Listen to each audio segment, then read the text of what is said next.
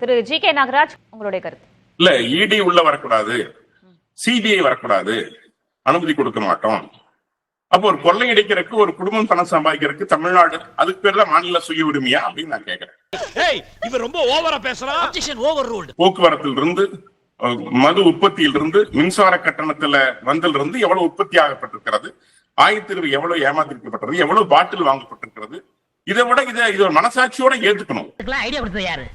நானே தான். கொஞ்சம் குடிங்க. 2G வழக்குல இருக்கிறவங்க இன்னைக்கு பதவியில் இருக்கிறாங்க. அதனால சட்டம் அந்த கடமையை செய்யும், அது ஆதாரத்தின் அடிப்படையில் செய்யும், அது டைம் எடுத்துக்கும். அதனால நீதிமன்றத்துக்கு போயிருச்சு அப்படின்னு ஒட்டுமொத்த நீதிமன்றத்துக்கு பாஜக காரணம்னா அப்ப கவர்னருக்கு எதிராக வந்த தீர்ப்பை என்ன சொல்ல முடியும்? அதனால அதை நம்ம அப்படி பார்க்க கூடாது. என்ன ஏதாவது ஒரு பாசிட்டிவா பேசணும்னு பார்த்தா தர்தினியம் முடிச்ச மாதிரி பேசிட்டு இருக்கேன். தங்களை 18க்கும் மேற்பட்ட சாராய தொழிற்சாலைகளை திமுகவை நடத்தி அதை வாங்கறதுக்கு பணம், அதை வாங்கறதுக்கு நிதி. இல்ல, பாஜக ஆளக்கூடிய மாநிலங்கள்ல மதுவிலக்கு அமல்படுத்திட்டாங்களா? மாட்நாட மானஸ் அண்ணன் திருமாவளவனுக்கு தெரியாதா இது? தலித் கட்சி என்று பெருமையோடு சொல்றீங்களே, நீங்க யோசிக்க வேண்டாமா? நீங்க கேட்ட கேள்விக்கு அவர் பதில் சொல்ல விரும்புறாரு. ஒரு நொடி திரு நாகராஜ். அமைச்சர் பதவி விலகணும், நீக்கணும் அப்படின்னு சொல்லி சொல்றாரு. நீங்க காஷ்மீர்ல இன்னைக்கு இவ்வளவு பேர் கொல்லப்பட்டிருக்காங்க, ஏன் அமித்ஷா நீக்கப்படணும் அப்படின்னு சொல்ல மாட்டாரா? அது அதுக்கு பொறுப்பேற்க மாட்டாரா? இதுக்கு ஒரு நியாயம், அதுக்கு ஒரு நியாயமா? நாங்க தமிழ்நாட்டுல பாதிக்கப்பட்டிருக்காங்க, சாஞ்சு கிடக்குறாங்களே, நீங்க அதுல போய் அங்க பண்றீங்களே, அத போய் ஜாதின்னு சொல்றீங்களே. இல்ல, உங்க இனம் யார்? நீங்க தான கட்சி வச்சிருக்கீங்க. உங்க திரும்ப என்ன சொன்னாரு? இது தலித்கான கட்சின்னு சொன்னாரு. அந்த குடும்பம் சாராய கடையில் சாஞ்சு கிடக்குறாங்க. சொல்லியா கூட வந்து கேட்டுக்கலாம். குப்பத்தொட்டில ஒளிஞ்சிருந்தா எப்படி கேக்குறது? நாங்க குப்பத்தொட்டில ஒளிஞ்சத பாத்துட்டீங்களா? அவரோட கருத்து அவர் முழுசா முடிச்சிட்டு நான் உங்ககிட்ட வரேன். திருவணியரசு, நீங்க தொடரலாம். அதாவது ஒரே நிமிஷம். கள்ளச்சாராயம், நீங்க கள்ளக்குறிச்சியில 68 பேர் செத்தாங்க. முதலமைச்சர் பதவிகளுடன் கேட்டீங்களா மிஸ்டர் வன்னியரசு? திருவாரூர் கேட்டாரா? கூறு கட்டவெல்லாம் கொள்கையை பத்தி பேசுறாங்க. நாடே அமைச்சர் எடுத்து போச்சு. 68 பேர் செத்தாங்க, மரக்காணத்துல செத்தாங்க. அங்க யார் கள்ளச்சாராயம் வித்தாரோ அதே கள்ளச்சாராயம் வித்தவர் இங்கேயும் வித்தாரு. அவருக்கு நிதி கொடுத்தீங்க, அவர் பதில் சொல்ல வேண்டியது. நீங்க கேள்வி கேட்டுட்டீங்க, நீங்க கேள்வி ஆகிட்டே இருந்தா அவர் எப்ப பதில் சொல்வார்? காசு கொடுத்து செட்டப் பண்ணி இந்த மாதிரி சொல்ல சொன்னியா? ஐயோ, நானும் இது வரைக்கும் பார்த்ததே இல்ல சார். என்னமோ குட்டிச்சாத்த மாதிரி வந்துச்சு, நின்னுச்சு, சொல்லிச்சு, போயிடுச்சு சார். பாஜக காரங்களுக்கு இதை விட மோசமா இருக்குமா? இன்னும் கூடுதலா இருங்க. அண்ணா இருங்க, நான் நீங்க பேசும்போது எனக்கு பேச அனுமதிங்க. ஏன் பதட்டப்படுறீங்க?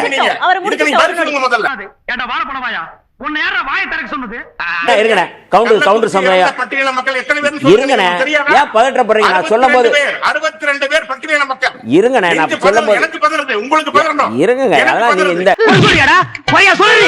இல்ல இல்ல கட்சி தவறான அரசியல் முன்னெடுக்குது.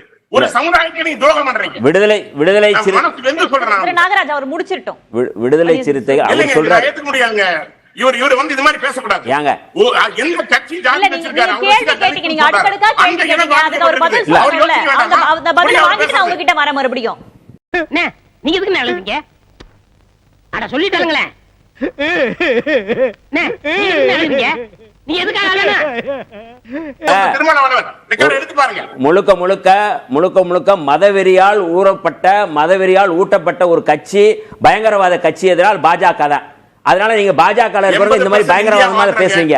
பயங்கரவாதம் இந்துத்துவ பயங்கரவாதத்தால் கட்டமைக்கப்பட்ட கட்சி பாஜக, சனாதனத்தால் கட்டமைக்கப்பட்ட கட்சி பாஜக, பார்ப்பனியத்தால் கட்டமைக்கப்பட்ட கட்சி பாஜக.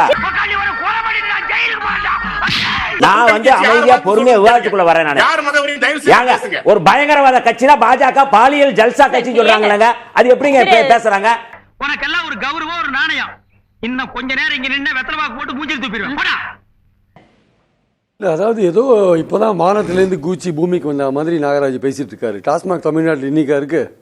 டாஸ்மாக் ஜெயலலிதா ஆரம்பிச்சாங்க. டாஸ்மாக் இவன் கால கழுவி அந்த தண்ணியை நீ குடி, அப்போது உனக்கு புத்தி வருதான்னு பாப்போம்.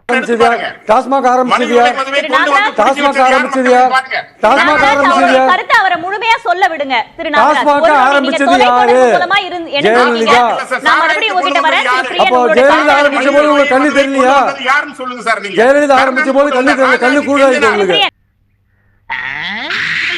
நீங்க சொல்ற பாப்பனார் போய் கெஞ்சினார், ஐயா வேண்டான்னு சொன்னாரு, நாட்டுக்காக செய்யாதீங்கன்னு சொன்னாரு, கெஞ்சினார், மலையில போய் அந்த வரலாறு நீங்க சொல்லி நீங்க தெரியும், இதெல்லாம் தெரியும் சார். பேசாம இருங்க. எந்த பாயிண்ட்டும் இல்லாம உளறிட்டு இருக்காரு. நீங்க அத நீங்க டேய் பச்சை தண்ணியை குடிச்சுட்டு பல்லு ஊத்துற வேலையெல்லாம் விடுங்கடா. இதுவரையும் உத்தம புத்திரர்களா இருந்தீங்களா? இப்பதான் உங்களுக்கு புரியுதா எல்லாமே? இதோடைய தாக்கம் வரும் தேர்தல் இருக்கும்னு நினைக்கிறீங்களா? உங்களுடைய கணிப்பு?